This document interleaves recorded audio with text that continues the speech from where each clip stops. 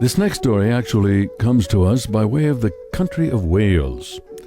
A friend of mine was researching some old documents when he found an article written about Evans B. Jones, a missionary who traveled with the Cherokees in the early 1800s, stayed with them over the Trail of Tears, and then died in Indian Territory after the Civil War. In this article was part of an old Cherokee legend, and I want to tell it to you now. I call it Davie's Tale. ATU, a long time ago, a young Indian man, Ahuina, fell in love with a young girl, not of his clan, who was a stranger there, and he followed her when she left the dance. They went far up the mountain to her home, where the young man was made welcome. The following day it was revealed to Ahuina that they were expecting the girl's 2 brothers.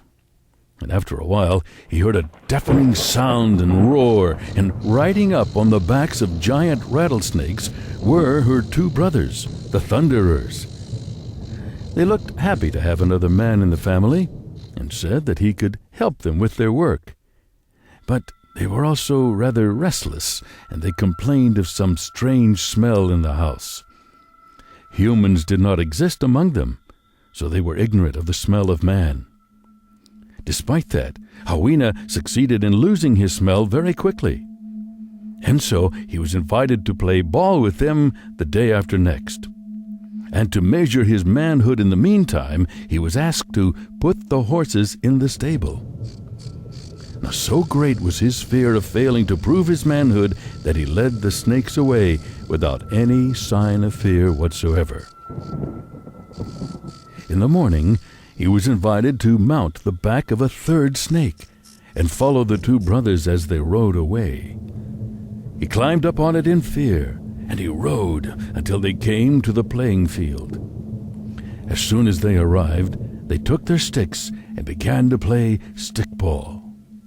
This was his 3rd test, because what they played with was a skull, and he took fright at seeing it fly at him with its mouth open, but thinking about his wife, he played well.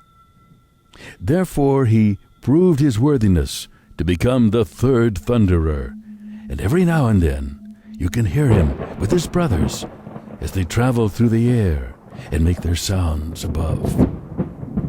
Nigaha.